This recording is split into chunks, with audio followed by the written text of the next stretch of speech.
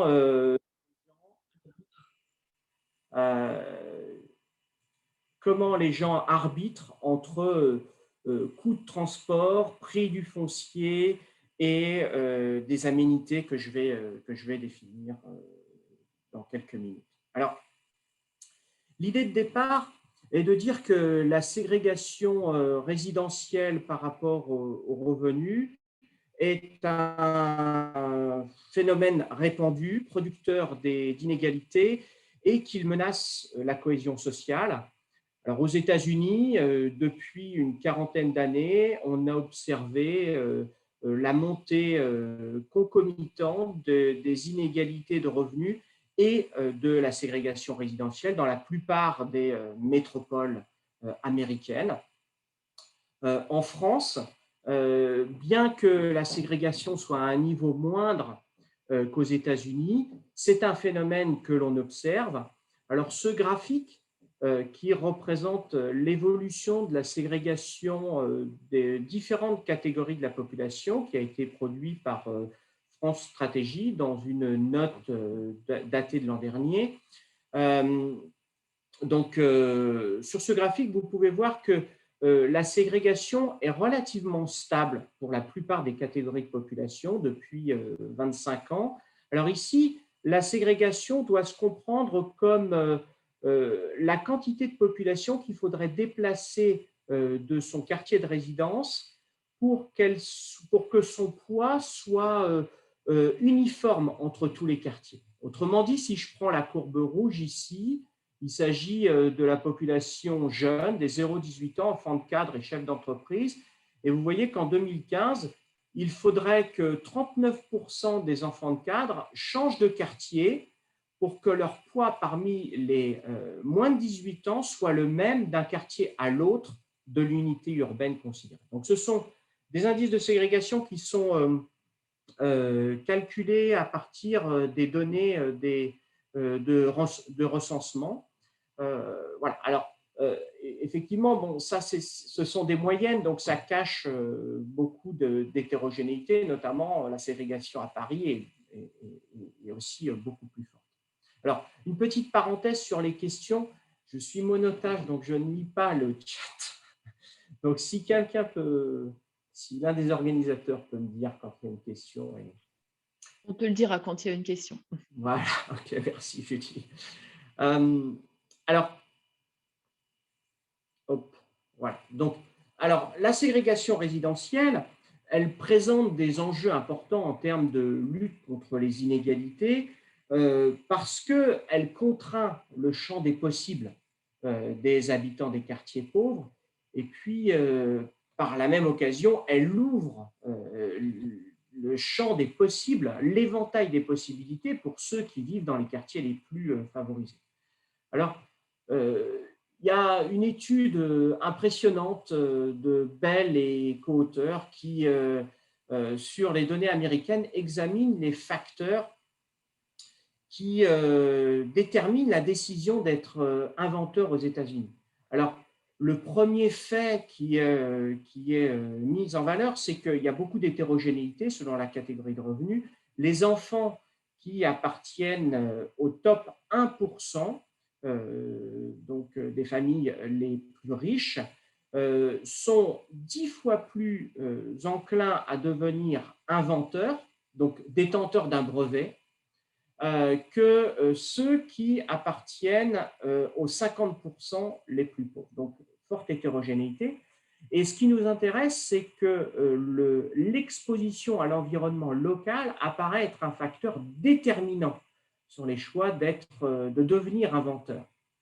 Et donc, il montre notamment que si on fait déménager un enfant d'une commuting zone, donc d'une aire urbaine, en gros d'une zone d'emploi, donc la commuting zone, c'est à peu près 700 000 habitants.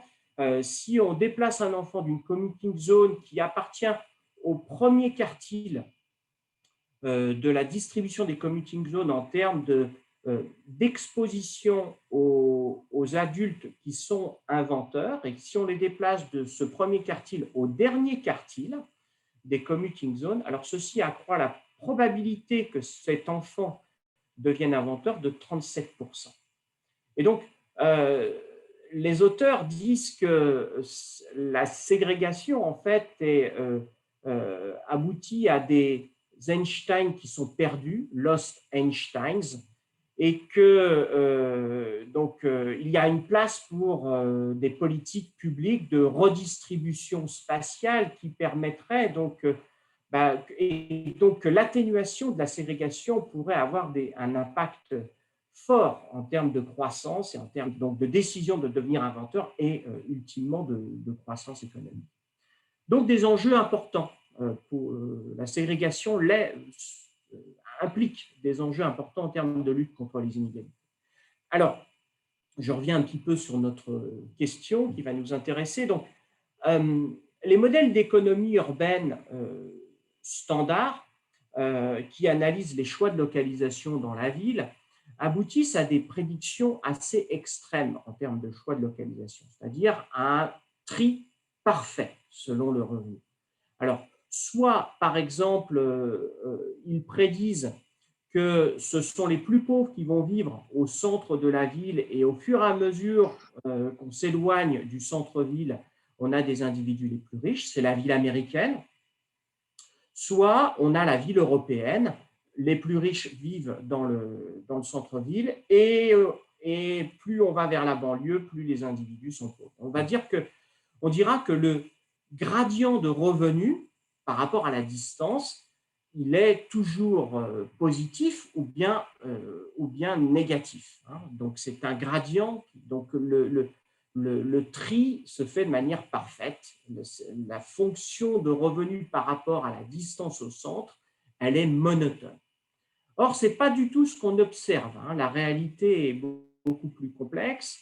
Dans leur survey de la littérature, Strange et Rosenthal mettent en évidence que pour la plupart des villes américaines, si je me souviens bien, c'est une base de données américaine, le gradient de revenus décrit soit une courbe en U, soit une courbe en W, mais donc le gradient de revenus n'est pas une fonction monotone. Alors si on représente ce gradient de revenus à partir des données que nous utilisons dans le papier, pour les 4 principales villes hollandaises, on s'aperçoit notamment pour Rotterdam et La Haye qu'on a 2 maximums. Donc, vous avez en abscisse la distance par rapport au centre et puis en ordonnée le revenu. Alors, ce n'est pas une preuve, mais c'est juste une illustration parce que évidemment, c'est une courbe qui se fait en choisissant de manière arbitraire une direction, un centre et une direction. Donc, on masque beaucoup de diversité, mais donc ce qu'on peut voir quand même, c'est que voilà, il est possible d'avoir un gradient de revenus qui est non monotone. Alors, notre approche va être de considérer que la ville est featureful, on peut l'interpréter comme structurée, c'est-à-dire que la ville dispose de localisations qui sont différenciées initialement et on va considérer 2 dimensions de différenciation. Donc, chaque localisation a 2 attributs. Premier attribut, c'est la distance par rapport au centre d'emploi. Second attribut qui correspond à l'accessibilité aux aménités. Alors, on entend par aménités le bâti, les bâtiments historiques, mais aussi les parcs,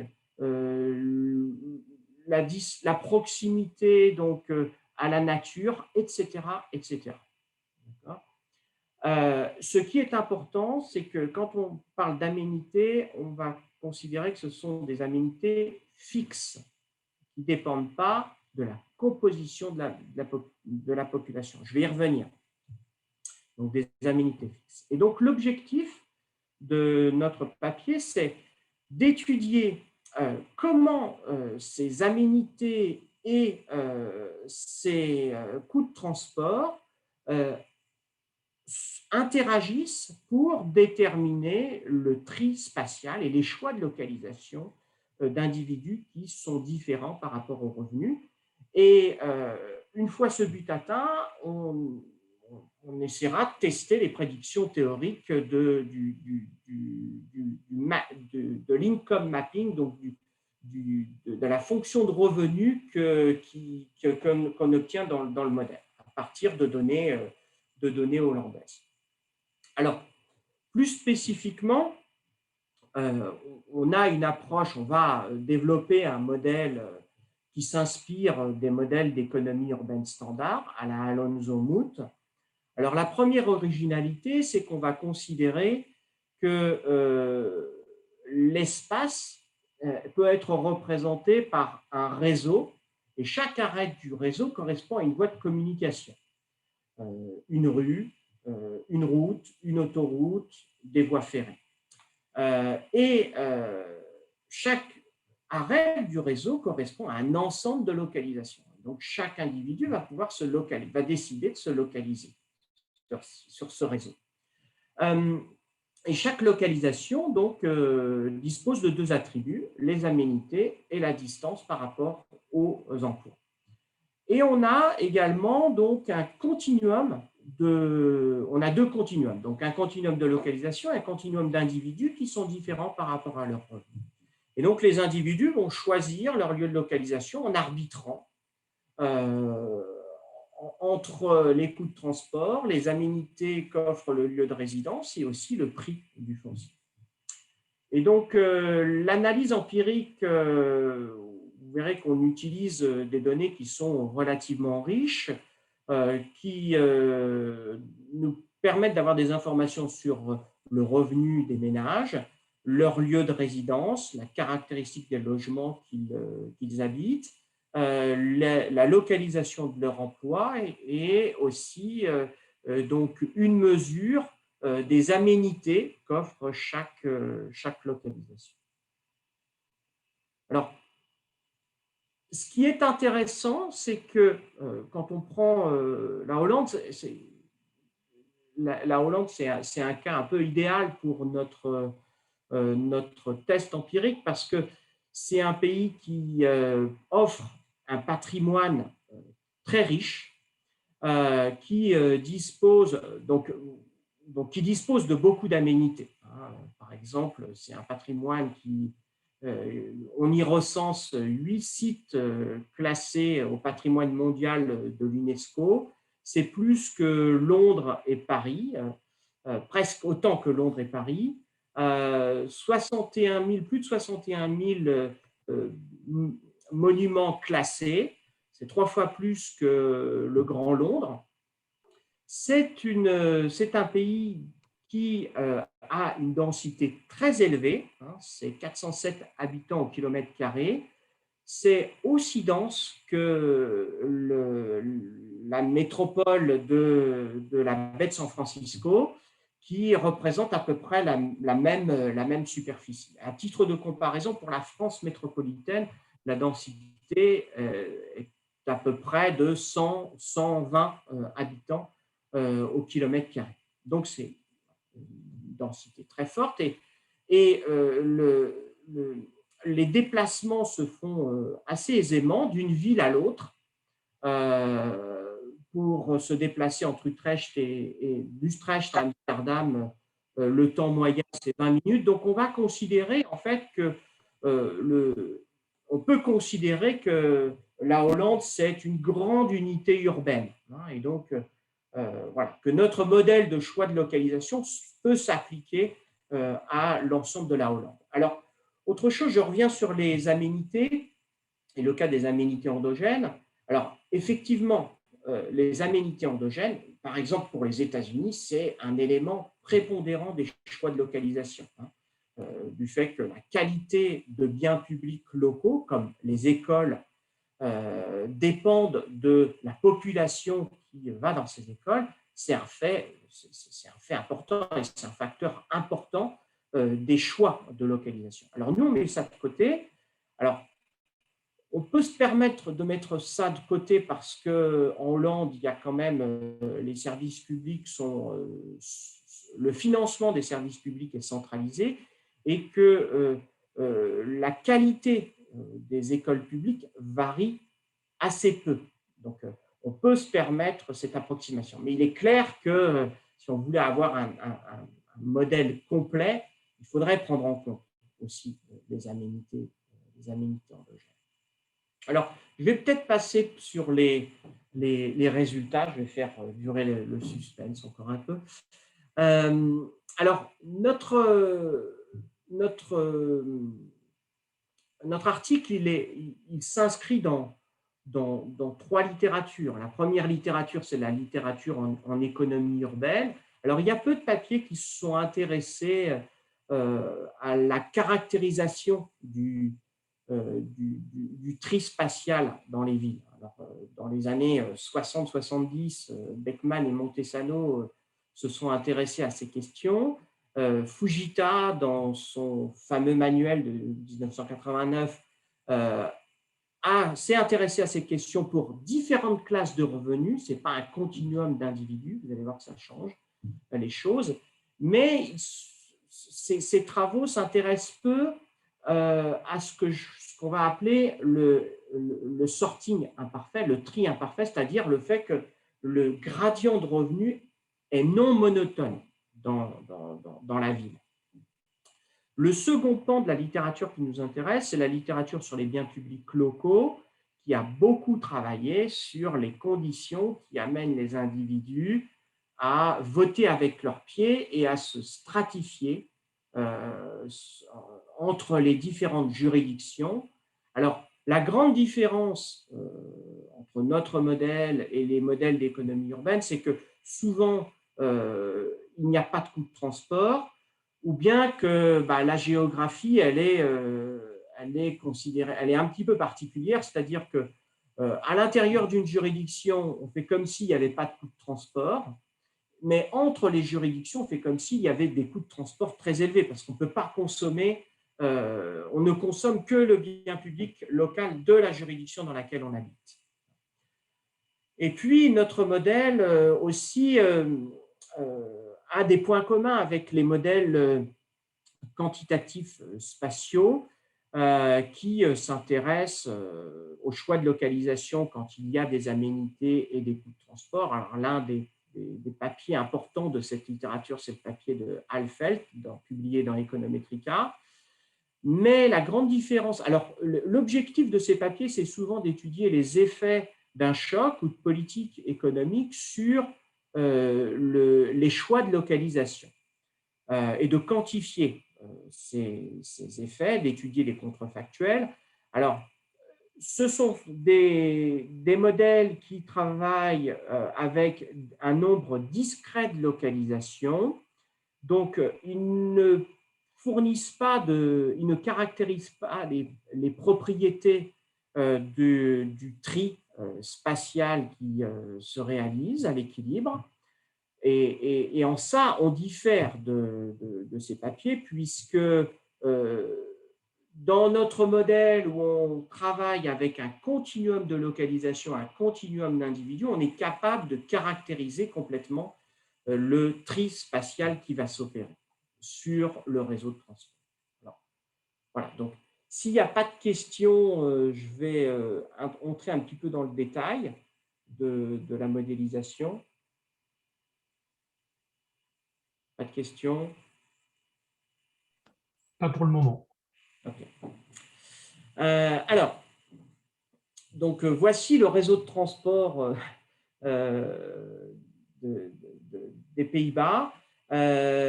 Et donc, nous allons modéliser notre espace comme un réseau de transport. Donc, le réseau de transport correspond donc aux voies de communication, rues, routes, autoroutes, voies ferrées.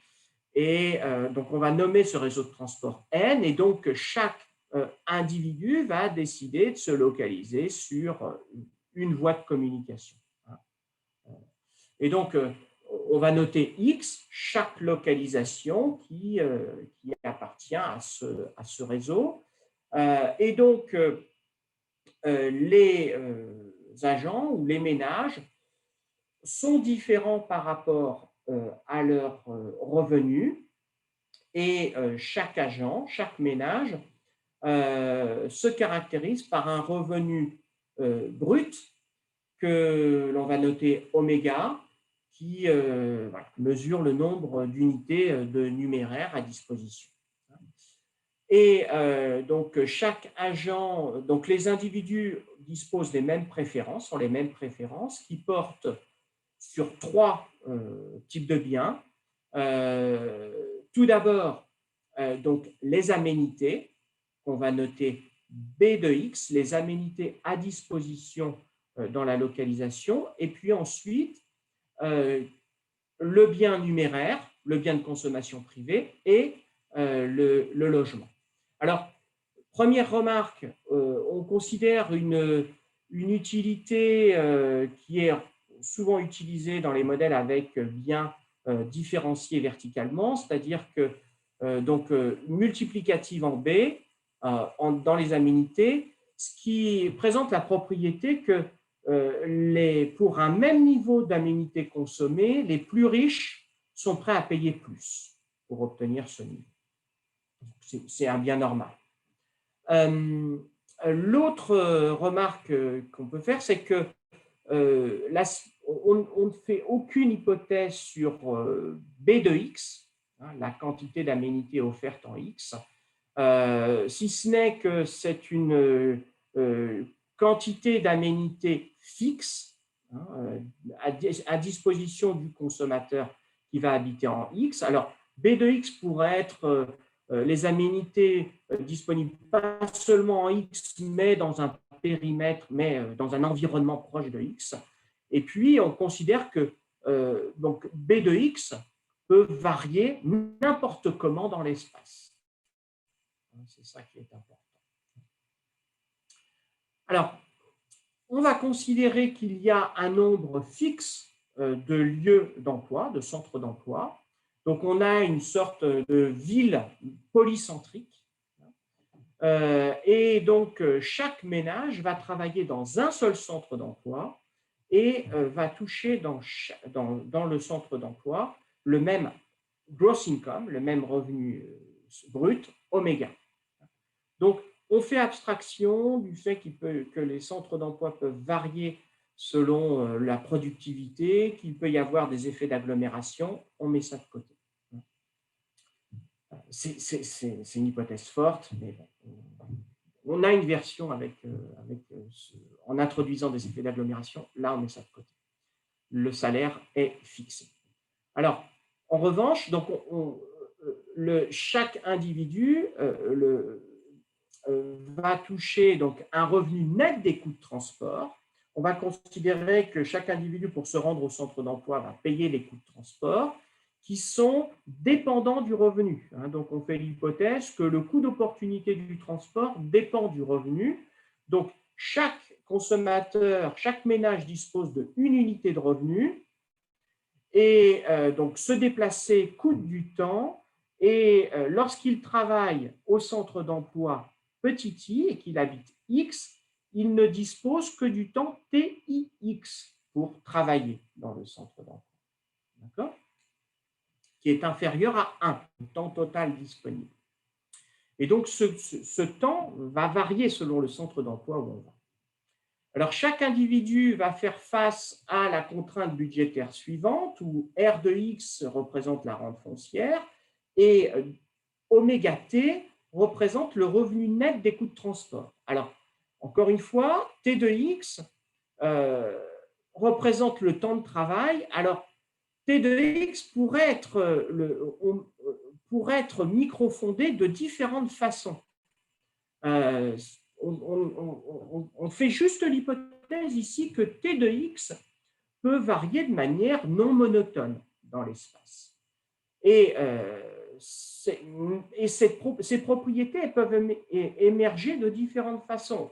Par exemple, une première façon, ça serait de supposer que les ménages ont le libre choix, lorsqu'ils décident de leur localisation, également de leur de leur centre d'emploi, auquel cas T de X, c'est le maximum. Lorsqu'ils décident de leur localisation, les ménages vont aussi choisir le maximum de temps de travail disponible, vont aussi choisir leur centre d'emploi qui leur procure le maximum de temps de travail disponible. On pourrait aussi supposer que T de X, on pourrait supposer que les ménages ont déjà un emploi dans un centre d'emploi avant de choisir leur localisation. Auquel cas, T de X est donné si le ménage travaille dans le centre d'emploi I avant de choisir sa localisation. Eh bien, T de X est donné par TI de X, quel que soit X.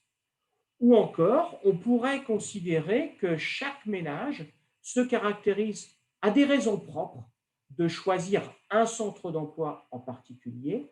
Il y a des raisons idiosyncrasiques qui font qu'un ménage peut choisir un centre d'emploi plutôt qu'un autre. Et donc là, on serait dans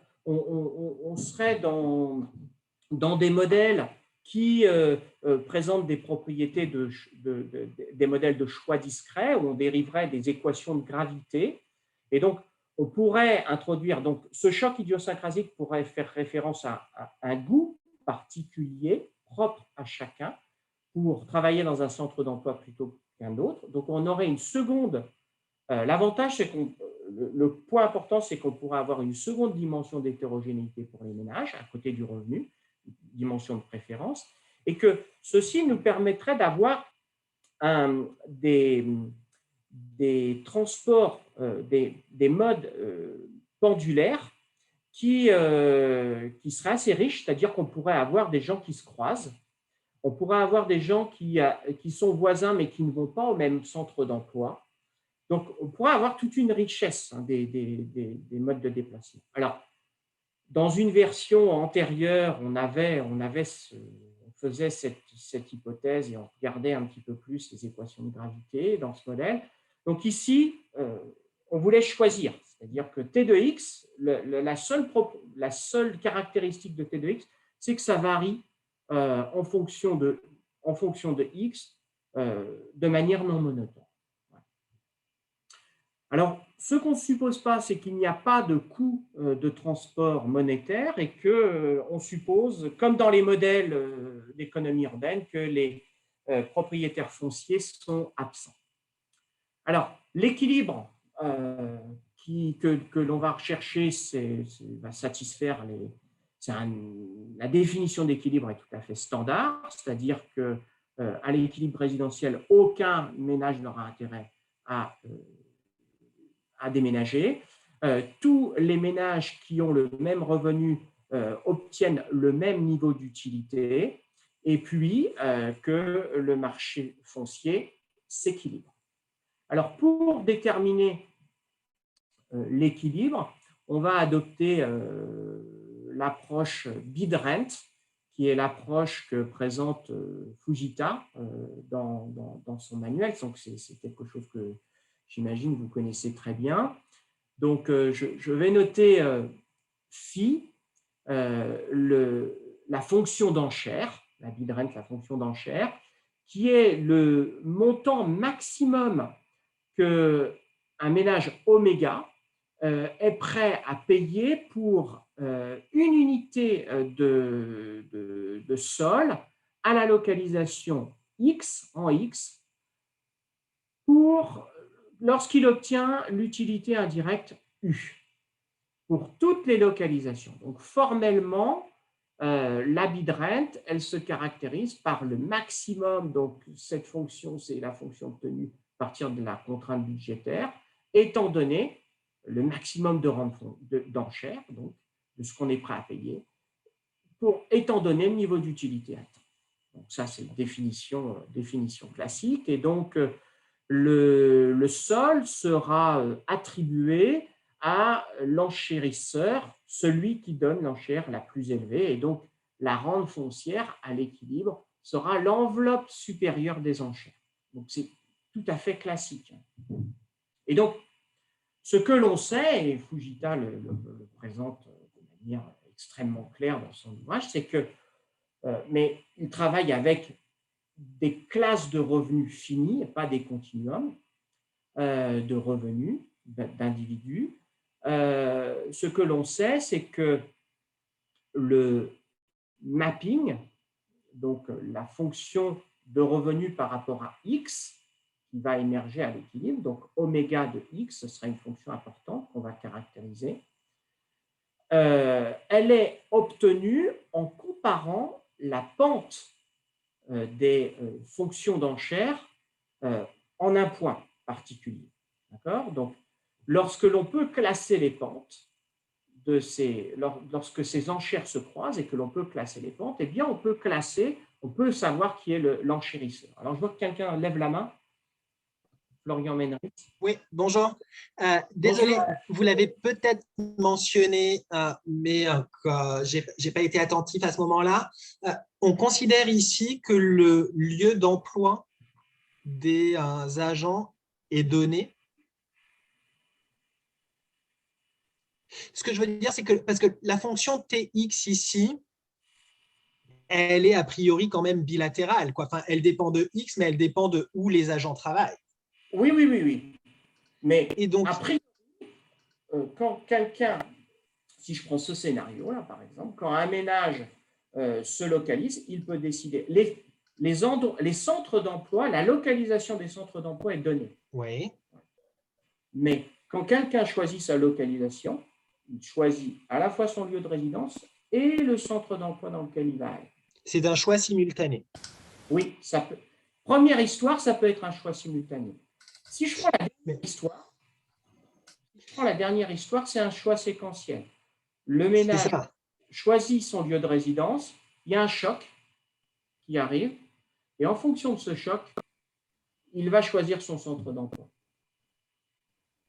Mais donc là, pour le moment, vous n'avez pas besoin de spécifier si c'est simultané ou pas. La seule chose qu'on dit, c'est que T de X peut être non monotone. Oui, mais ça, c'est parce qu'il y a… Mais alors ça, c'est l'hypothèse que l'agent gagne la même chose, quel que soit le centre d'emploi qui génère ça. C'est-à-dire qu'une fois que j'ai choisi mon lieu de résidence, de toute façon, je vais forcément choisir le centre d'emploi le plus proche pour minimiser mon T de X. Alors, oui, ça peut être. Donc ça, c'est cette histoire-là. Ok, oui, c'est ça, on est d'accord. Ok. Et s'il y a des chocs, à ce moment-là, c'est une autre histoire et on est séquentiel. Ok. Voilà. Ok, très bien, merci.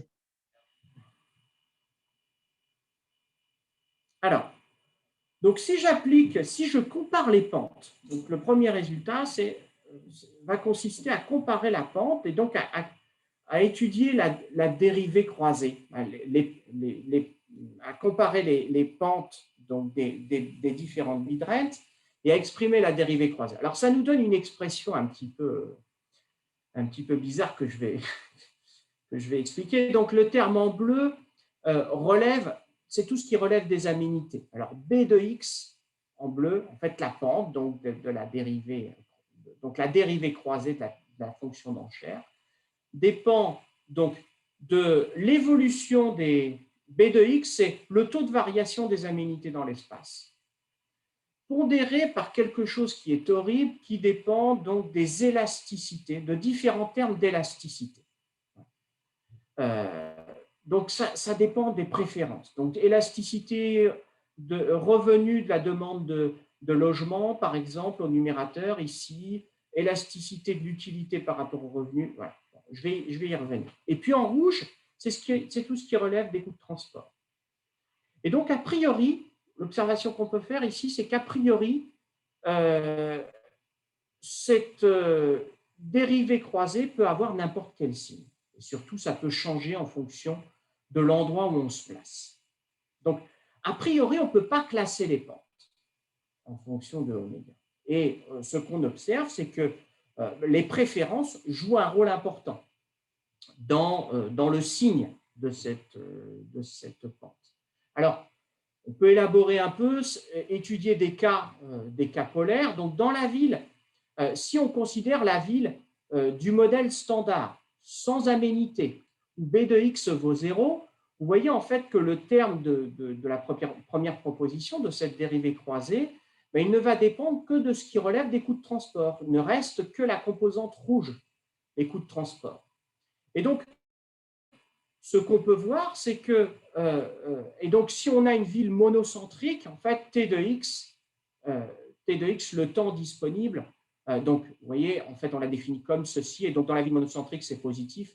Donc, ceci ne dépend que du signe de ce qui est entre parenthèses. Alors, ce qui est entre parenthèses, c'est l'élasticité de la demande, l'élasticité revenu de la demande de logement, et le 1, c'est l'élasticité revenu des coûts de transport, en fait, qui vaut 1 parce qu'on prend des coûts de transport proportionnels au revenu. Et donc, si on considère que l'élasticité de la demande de logement par rapport au revenu est inférieure à 1, ce qui est plutôt validé dans les données, ce qui correspondrait au fait que les dépenses de logement représentent moins dans le budget des ménages lorsque les ménages sont plus riches. Alors, dans ce cas-là, on obtient la ville européenne. Le signe est toujours négatif et on obtient la ville européenne. Ce qu'on peut voir aussi à partir de cette expression, c'est que quand les préférences sont homothétiques, alors, dans ce cas-là, la dérivée croisée de la fonction d'enchère, elle est nulle.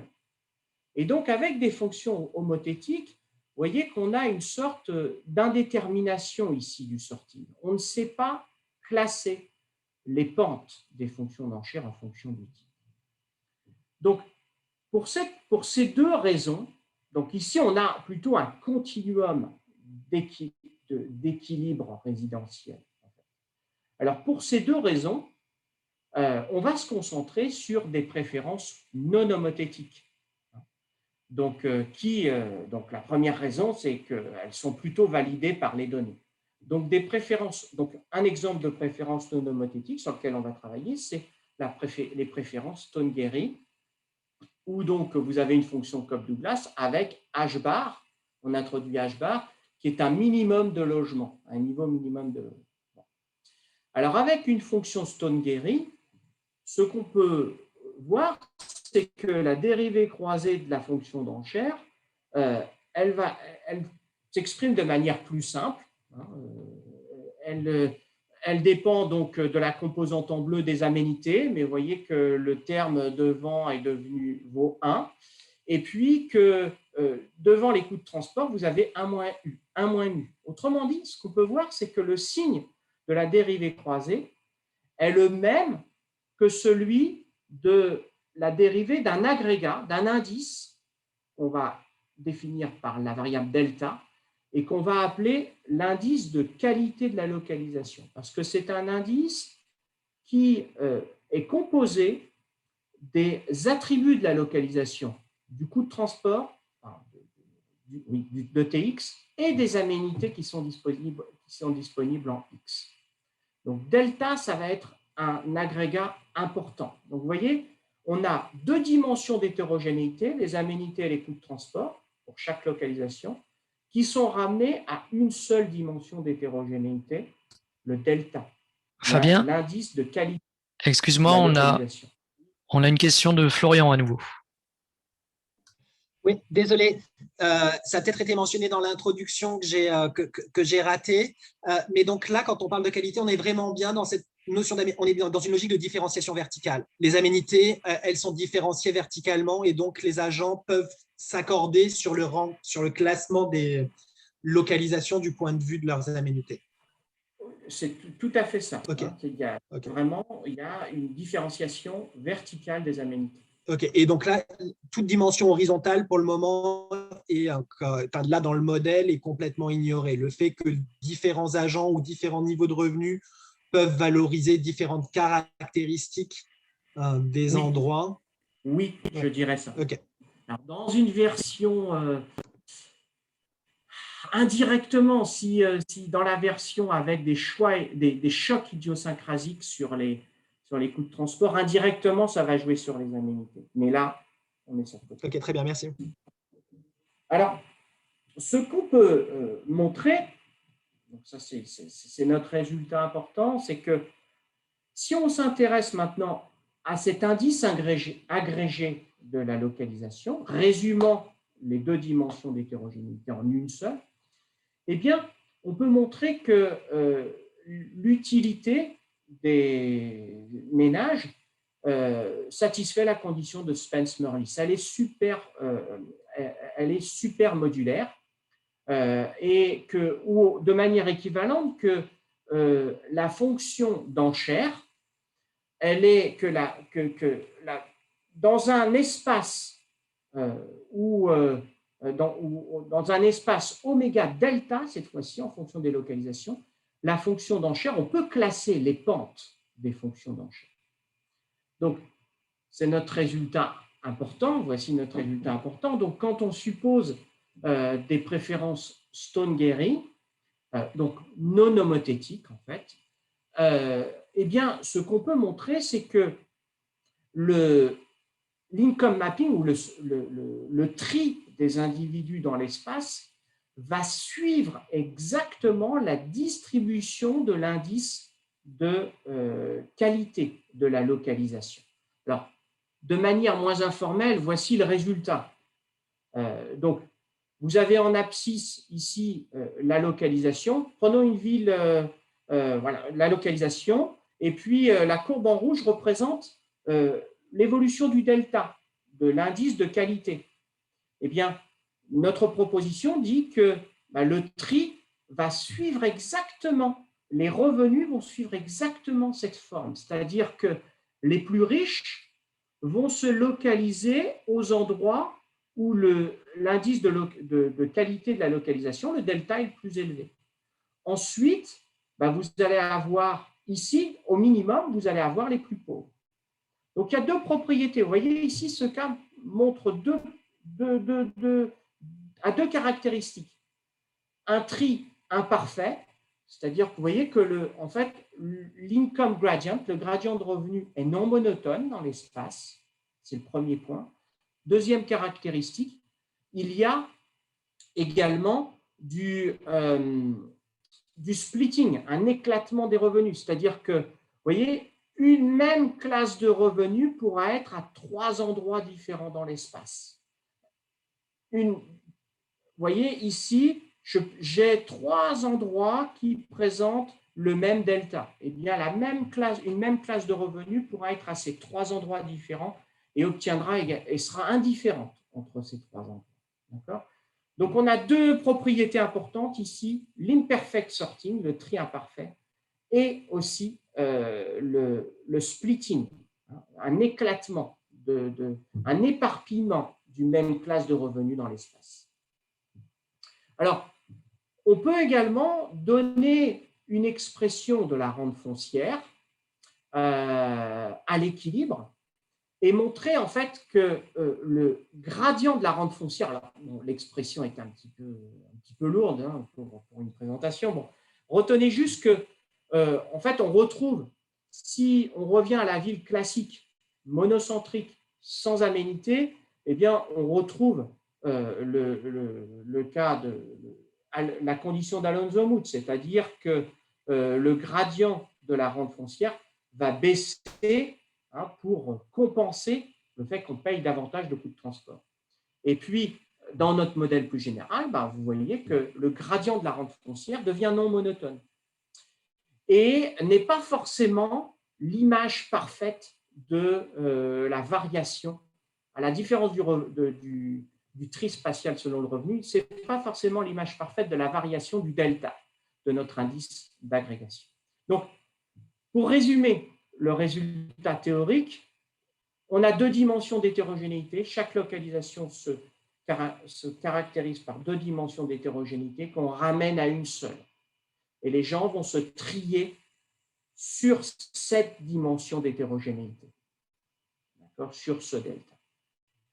Alors, dans l'optique de réaliser un test de notre prédiction empirique, on ajoute un peu plus de structure au modèle, en considérant que les revenus sont distribués selon une distribution de Fréchet, ainsi que donc, que les indices de localisation. Alors, bon, il est relativement bien admis que les revenus peuvent être, que la distribution de Fréchet représente assez bien la distribution des revenus.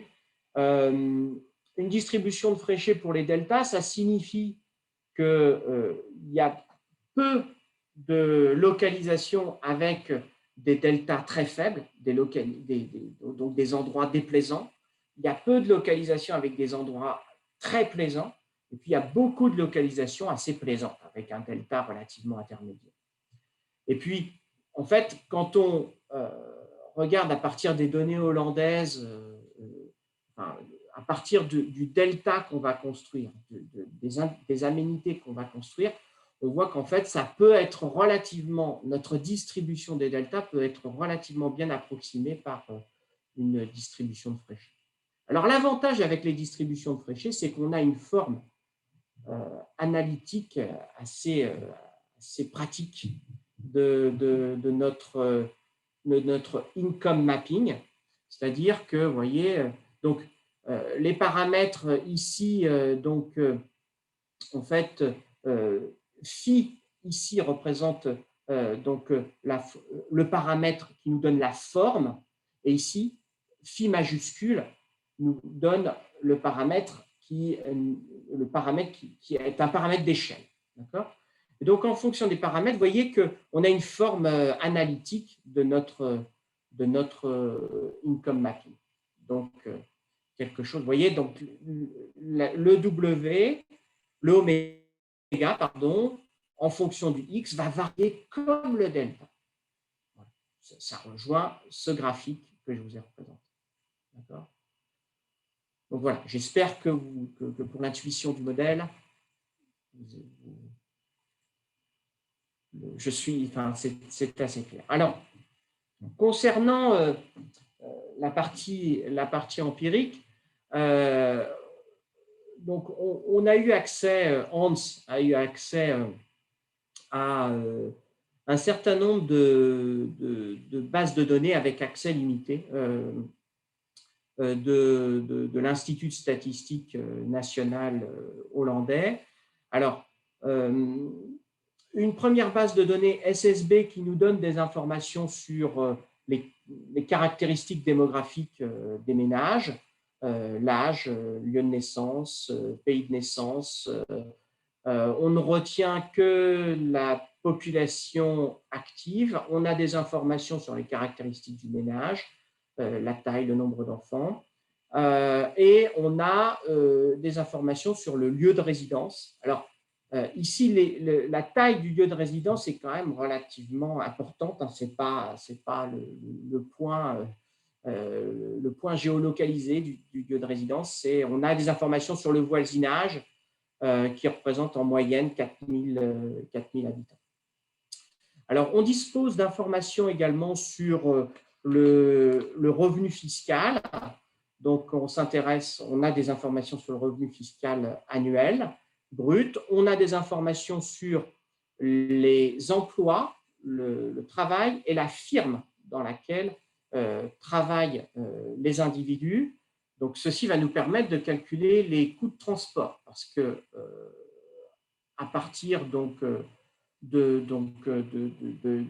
base de données LABER Regio, on a une information sur la localisation de chacun des établissements.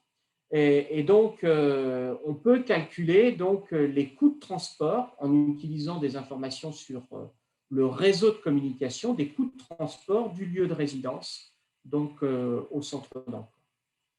Alors, on a également des informations sur les transactions. 75% des transactions réalisées en Hollande entre 2010 et 2015. Donc, on a des informations sur le prix de vente, sur le type de biens immobiliers échangés, leurs caractéristiques. Alors, un point particulier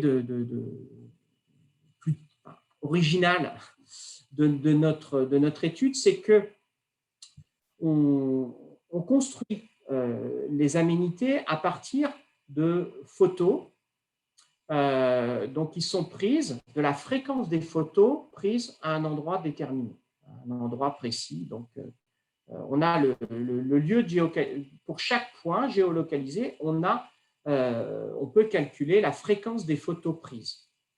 Alors, l'hypothèse, c'est de dire que plus il y a de photos prises à un endroit, plus il y a des aménités. Alors,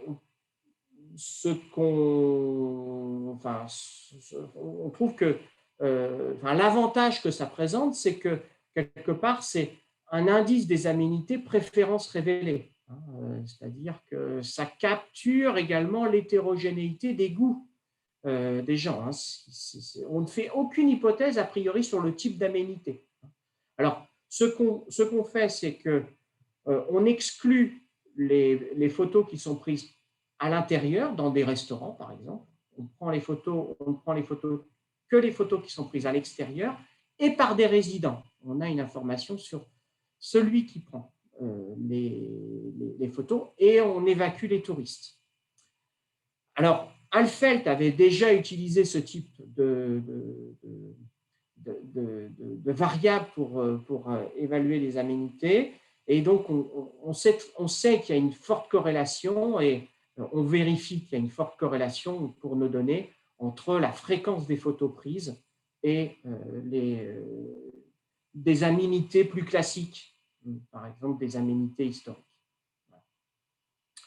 Alors, donc concernant voilà, les statistiques descriptives, donc le revenu brut, le moyen s'élève à 91 000 euros, c'est beaucoup. Les coûts de transport en moyenne. Excuse-moi, Fabien, on a encore une question. Oui. Oui, désolé, c'est encore moi. Non. Juste sur cette fréquence des photos, donc j'entends qu'en enlevant les restaurants, les photos à l'intérieur, etc., on évite tout ce qui est possiblement aménité endogène ou ce genre de choses, mais ça va être juste corrélé aussi, puisque c'est les photos prises par les résidents, par la densité, ça va être corrélé avec la densité de population, non? Alors, il y a plus de photos là où il y a plus de gens quand... Et donc je me demande dans quelle mesure est-ce qu'il n'y a pas un petit risque de circularité sur les endroits où il y a le plus de gens, sont les endroits où les gens ont le plus envie d'être, et c'est aussi les endroits. Alors, je crois, dans mon souvenir, que Hans contrôle. Okay. Je me souviens qu'on avait une discussion là-dessus, notamment à proximité des bouches de métro ou des points de communication. On pourrait dire, voilà, on descend du métro et on prend aussi, ouais, effectivement. Et il contrôlait par ça. Il me semble que c'est bon, j'en suis pas sûr. Ok, mais bon, en tout cas, la question a émergé à un moment, quoi. Enfin, de ce. Oui. Ok, très bien. Je ne peux pas vous répondre précisément. Pas de souci, pas de souci. Merci. Alors, concernant les photos, vous voyez, donc ici la densité par hectare, la moyenne c'est 2 photos. Alors ça ne fait pas beaucoup. Ça varie de 0 dans les zones très rurales. Au maximum 231, donc j'imagine que c'est le centre d'Amsterdam. Et quand on prend Amsterdam, en moyenne pour Amsterdam, on est à 22 photos. Et puis, alors qu'à Rotterdam, on est à la moitié, hein, si mes souvenirs sont bons. Donc, on a de la variabilité. Et puis, on sait, enfin, on vérifie que c'est très corrélé à la part des monuments historiques dans l'endroit. Bon, alors, donc, on va tester, donc pour tester un peu la prédiction théorique de notre modèle, voici la forme réduite qu'on teste. C'est-à-dire, on va régresser le revenu qu'on observe d'un ménage K qui habite en X et qui travaille au centre d'emploi I en fonction de l'indice d'aménité, des coûts de transport et d'un certain nombre de contrôles. D'un certain nombre de contrôles. Alors, effectivement, il y a plein problèmes d'estimation et d'identification de l'impact causal des aménités et des coûts de transport.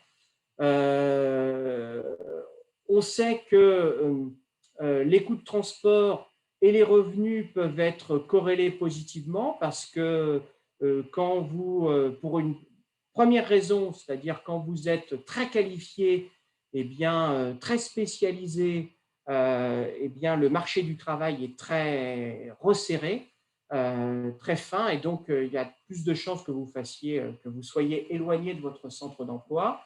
Les salaires sont aussi négociés, et dans les négociations, on peut prendre en compte on peut compenser des coûts de transport. Donc, tout ceci peut amener à ce que la corrélation soit positive entre coûts de transport et salaire. Donc là, il y a une première difficulté. La deuxième difficulté, c'est que il y a des variables omises, que les ménages se trient notamment en fonction de préférences qu'on n'observe pas sur la caractéristique des logements, que les personnes avec enfants souhaitent par exemple avoir un jardin, donc souhaitent préférer le pavillon aux appartements, qu'il y a aussi des effets d'agglomération, des caractéristiques inobservables de la qualité des bâtiments qui peuvent jouer, et puis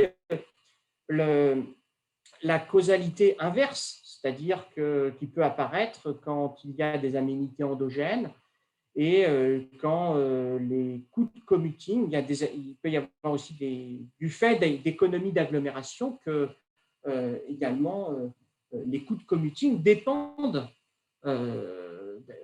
aussi du revenu. Donc, des difficultés d'identification. Donc, on essaie de surmonter en ajoutant des contrôles sur les caractéristiques des ménages, en ajoutant de l'information sur les caractéristiques des logements, en prenant en compte des effets fixes, trajets, lieu de résidence, coût de transport, et en prenant en compte des effets fixes du lieu, du centre d'emploi, pour tenir compte de l'hétérogénéité de la productivité, d'effets d'agglomération. Et également, pour évaluer l'effet causal, on instrumente également les coûts de transport et les aménités. Alors, pour instrumenter les aménités, on a utilisé des instruments historiques, donc à partir de cartes digitalisées de l'usage du sol en 1900, qui classent des parcelles de 50 mètres sur 50 mètres en fonction de différentes catégories, selon l'usage du sol. Alors, il y a des catégories agricoles. Nous, on a retenu la catégorie bâtie, les parcelles bâties, et les parcelles également où il y a des canaux. Et donc là, l'hypothèse, c'est de dire que ces aménités sont corrélées dans le temps, persistent dans le temps, et qu'elles n'avaient aussi aucun lien avec les décisions de tri spatial par le passé. Par le passé, en fait, les canaux, dans le passé, au début du siècle, les canaux, c'était souvent des égouts, et les plus riches, qui se déplaçaient plus facilement à cheval, habitaient plutôt loin des canaux qu'à proximité des canaux. Et pour instrumenter aussi les coûts de transport, on prend en compte la densité des ménages, le nombre de ménages qui sont dans un certain périmètre du lieu d'emploi, donc en 1909. Voilà. Alors, ce que l'on obtient, donc voici les résultats principaux. Ce qu'on obtient notamment, c'est que si je regarde la première colonne, la régression simple avec des contrôles sur le Fabien, ménage. excuse-moi, on a une question, donc je laisse la parole à Florence Gouffet-Nago. Oui, bonjour. J'ai une question, moi, relative à ce qu'on fait avec les effets fixes sur les lieux d'emploi. Oui. Donc, juste pour la clarification, si je comprends bien, ça revient à dire qu'on va identifier donc, cette relation entre les revenus et les aménités et les commuting time à l'intérieur d'un... Enfin, pour tous ceux qui travaillent dans ce centre d'emploi. Oui. Et donc, éventuellement, selon le centre d'emploi, la valeur des aménités ne sera pas la même. La valeur de... Selon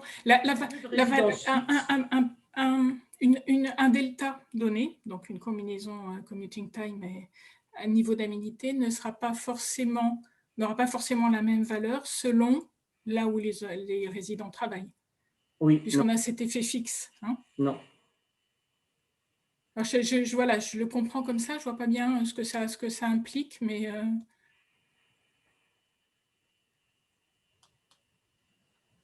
Le T de X va varier en fonction du centre d'emploi dans lequel on va. Ça ne répond pas à votre question.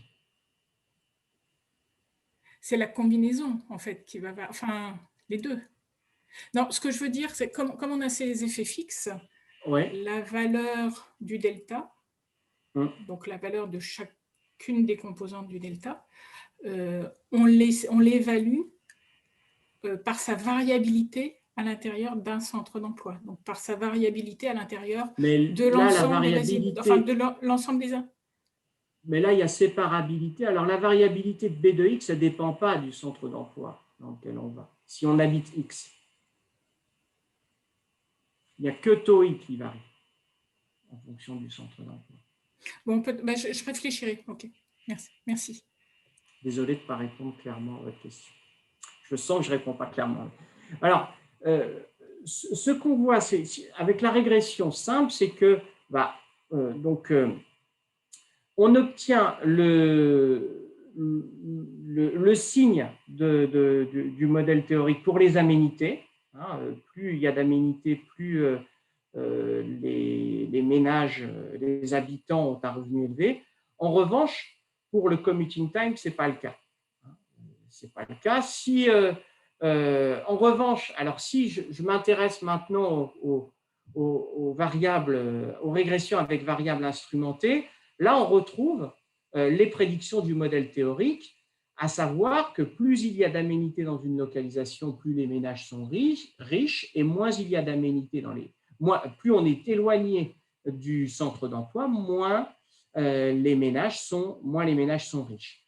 Alors, plus précisément, ce qu'on voit, c'est que si je regarde, donc ce qu'on voit, c'est que les aménités et les coûts de transport sont importants dans les choix résidentiels, que si on doublait les aménités, donc à partir ce sont les résultats à partir de la colonne 4 du tableau que je viens de vous présenter rapidement, pour avoir un ordre de grandeur. Si on double les aménités, cela attire des ménages avec un revenu d'1,6% plus élevé. Si on double les coûts de transport, cela attire donc des ménages avec un revenu 14% plus faible, donc, où les ménages plus riches fuient.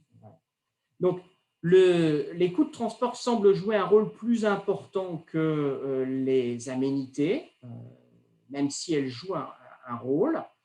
Et alors, pour insister sur cette idée que si on prend en compte que les coûts de transport, on manque quelque chose pour expliquer les localisations. C'est le dernier point de cette diapo. Si on compare une localisation avec les aménités les plus faibles, une région rurale du nord de la Hollande avec le centre d'Amsterdam, alors vous voyez qu'on peut prédire, ça prédit quand même 28,6% de la différence de revenus des résidents. Deux questions que je vois. Florian ou Julie? Oui, j'imagine que vous avez regardé un peu les instruments un par un, parce que quand on voit le tableau de résultats, faire de l'OLS ou des variables instrumentales, ça ne joue quasiment pas sur les coefficients pour les photos. ça joue beaucoup sur le commuting time. Donc là, il y a clairement Oui. les instruments qui jouent et qui renvoient du coup à des interprétations de type plate, etc. Mais sur la densité de photos, il y a quasiment rien qui se passe. Donc vous avez regardé ça un peu plus en détail?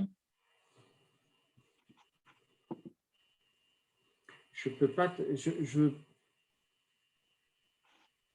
Je pense que Hans a. Je pense qu'il a fait ça aussi séparément, mais je ne peux pas te dire. D'accord. Il y a clairement une spécialisation des tâches. Oui, d'accord, pas de souci. Florian? Oui, juste vite fait, sur la comparaison du rôle aménité versus coût de transport. Donc, les coûts de transport, je ne sais plus quelle est la proxy que vous utilisez, mais j'ai l'impression que c'est vraiment des coûts de transport. Oui. C'est ça.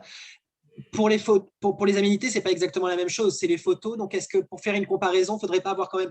Il y a en réalité une deuxième élasticité. Le coefficient là que vous obtenez, il y a quand même caché une deuxième élasticité qui est l'élasticité du nombre de photos aux aménités.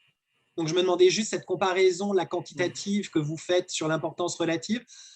Je ne sais pas, a priori, dans quel sens est-ce que ça jouerait, mais est-ce que c'est complètement fair, quoi, enfin, dans la mesure où, voilà. Vous n'observez pas directement les aménités, vous avez une proxy qui est le nombre de photos, Oui. qui elle-même, cette proxy, a une élasticité au nombre de. Oui. Au petit x quoi, de votre modèle. Quoi. Ouais. Et donc, j'ai rien de plus constructif là, parce que je ne sais pas comment on pourrait avoir une idée de cette élasticité, mais juste, ou au moins une discussion sur quantitativement comment ça peut jouer. Quoi. Alors, dans les exercices de robustesse, par exemple, Hans fait beaucoup donc utilise d'autres indices, notamment l'indice hédonique de Lee et Lin. Il obtient, donc dans ses résultats, c'est que les coefficients sont significatifs. C'est à peu près la même ampleur, mais je suis tout à fait d'accord. Derrière ça, on pourrait dire qu'il y a une fonction de comportement, de prise de photo. C'est ce que tu veux dire. Ouais. Je suis... C'est ça. Et donc, c'est juste sur la quantification de dire, bon, là, vous dites que les coûts de transport jouent beaucoup plus, et voilà combien plus les coûts de transport jouent par rapport aux aménités. Juste, on ne compare pas exactement les mêmes animaux, là, j'ai l'impression, ou les mêmes objets. Oui. Mais, je ne suis pas sûr que ça renverserait complètement le classement entre ces deux variables, mais voilà, il y a peut-être quelque chose ici à, oui. C'est vrai que discuter. Qu'est-ce que ça veut dire de doubler le nombre de photos? Je suis d'accord. Je suis d'accord. Bon, c'est quand même ça signale quand même que ça a un effet significatif. Ça vraiment, mon point est vraiment pas sur la significativité, c'est vraiment plus sur la quantification, puisque là, comme effectivement c'est écrit 2 fois plus d'aménités, c'est en fait 2 fois plus de photos. Combien plus d'aménités il y a derrière? Voilà, tout à fait. Pour le moment, on ne le sait pas. Je suis d'accord. Alors, si on regarde, si on régresse les rentes foncières, donc par rapport donc aux aménités, donc c'est l'équation de la rente foncière un peu compliquée que je vous ai montré dans le tableau, mais en gros, le modèle théorique nous dit plus il y a d'aménités, plus l'endroit est cher, plus c'est loin du centre d'emploi, moins c'est cher. Bon. Alors, on obtient donc les signes espérés. Les régressions nous donnent les signes du modèle. La dernière colonne nous dit que voyez, il y a un effet très fort. Là, pour le coup, il y a un effet fort de ces variables, quoique moins significatif pour les coûts de transport. Mais encore une fois, donc modulo, qu'est-ce que ça veut dire, doubler les aménités? On a quand même un impact sur la rente foncière. Et donc, si je compare la région avec le moins d'aménités au centre d'Amsterdam, bah, la régression nous prédit un différentiel de rente très élevé. 238%. Donc, on valorise les aménités. Voilà. Donc, combien de temps il me reste? Parce que je vois qu'il est 16h44.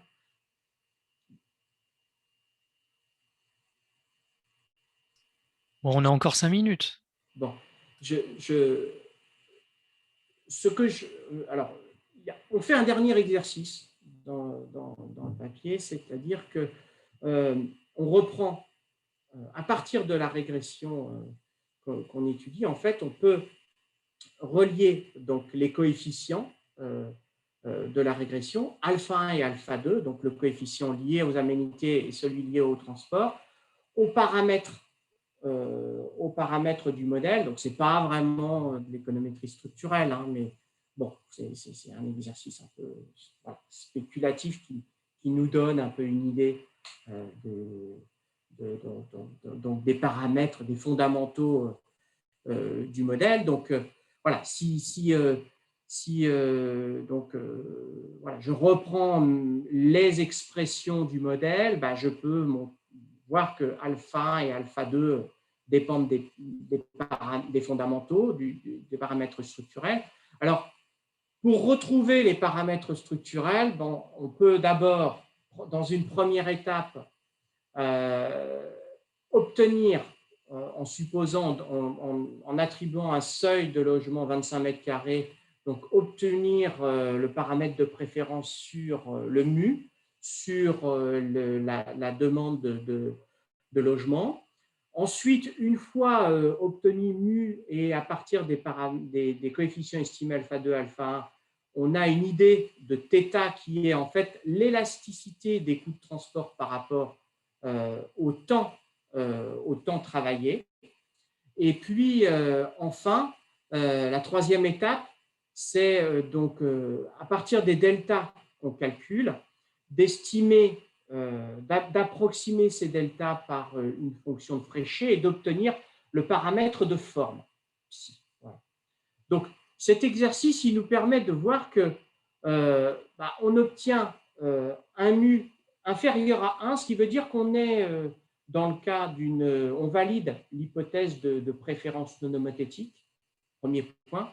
Deuxième point, c'est que l'élasticité des coûts de transport le paramètre valide plutôt les estimations passées. Enfin, on est plutôt dans je devrais le dire comme ça, on est plutôt en conformité avec les estimations passées. Et puis, ce qu'on montre aussi, c'est que la distribution des localisations, les localisations sont beaucoup plus hétérogènes que les revenus. Donc, la distribution de Fréchet des deltas est plus hétérogène que la distribution de Fréchet des revenus. Donc, pour conclure, notre approche consiste à dire que lorsque que les aménités et les coûts de transport sont deux éléments importants pour comprendre les choix de localisation dans la ville, qu'on peut caractériser avec des préférences non homothétiques. Alors ici, dans le cas que je vous ai présenté, c'est Stone-Gehry, mais on peut aussi obtenir un delta, un indice de qualité, avec des préférences CES asymétriques, par exemple. D'autres types de préférences, certaines autres préférences non homothétiques.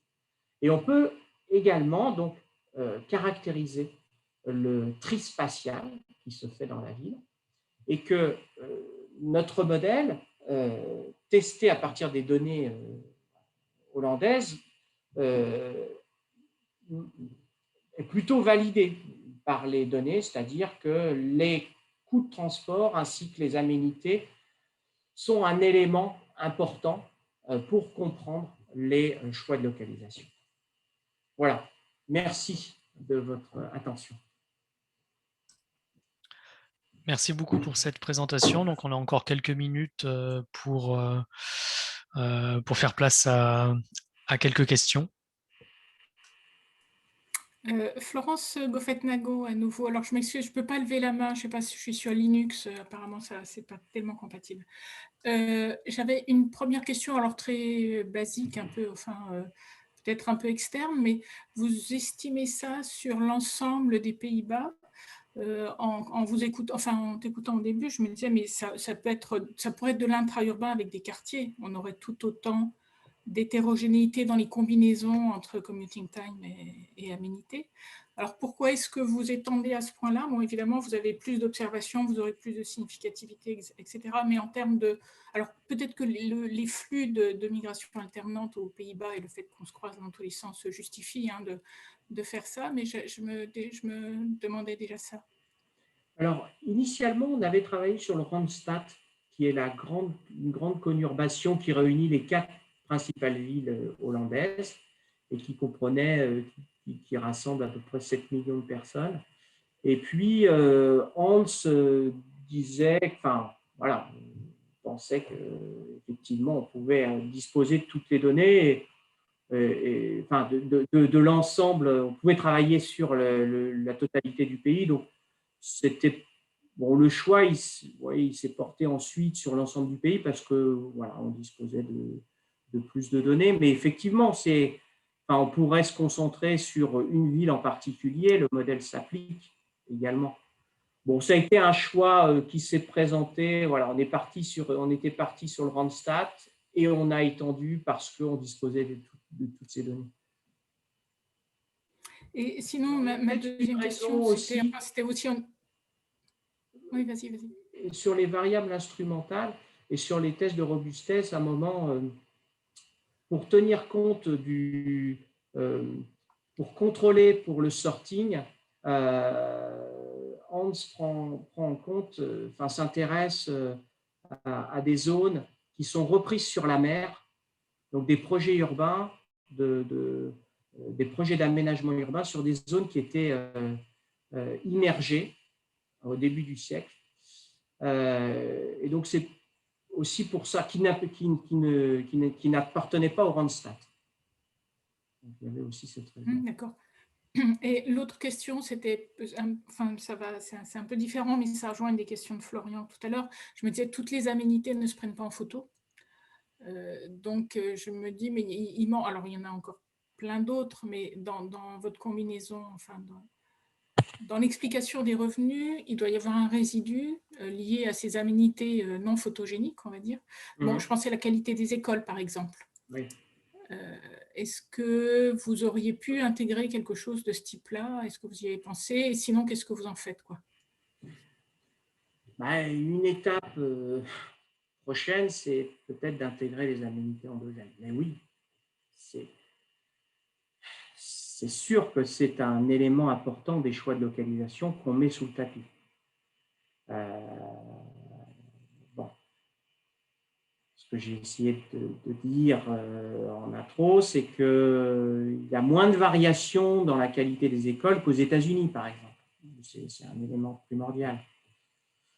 Oui, en effet. Et effectivement, je suis d'accord. Et les aménités, et tout un tas d'aménités endogènes, les restaurants, certaines activités culturelles, ouais. On ne prend pas ça en compte. C'est certainement des choses, voilà, ça joue et voilà. Mais ça fait partie un peu des pistes, des prochaines étapes de développement de notre recherche. On a également une nouvelle question de Florian. Je te laisse la parole. Ouais. Une toute dernière question. Donc, dans le modèle, vous spécifiez les préférences non homothétiques comme étant Stone-Geary. Est-ce que la forme de la non-homothéticité compte pour les principales prédictions? Je n'ai pas l'impression. Mais du coup, double détente, est-ce que ensuite, dans l'exercice empirique, vous pouvez utiliser les coefficients que vous obtenez pour dire quelque chose sur le degré de non-homothéticité des préférences? Est-ce qu'on peut pousser jusque-là?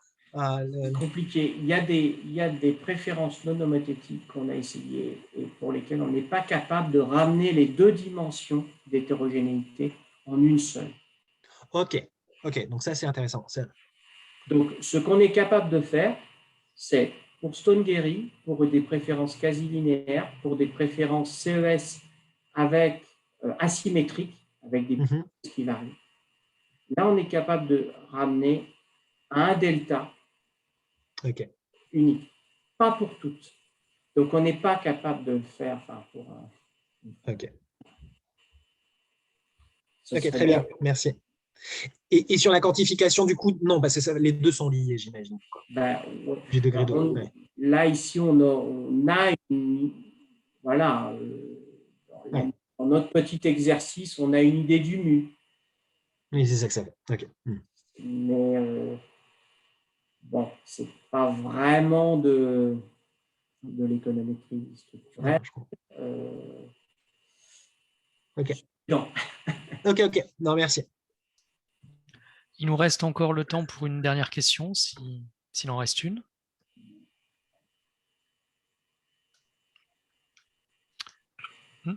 Non? Merci beaucoup en tout cas Fabien pour ta présentation. Comme vous l'avez vu lors de notre précédent mail, le séminaire de Cécile Gobert sera reporté au prochain semestre et donc là c'était le dernier séminaire de ce semestre-là. Donc on se retrouvera le 16 septembre prochain et ce sera Max von Erlich qui nous présentera donc un travail à définir encore. Merci à tous et bonne fin de journée. Au revoir. Merci à tous. Au revoir. Merci beaucoup. Merci beaucoup. Merci Fabien. Au revoir. Merci, au revoir.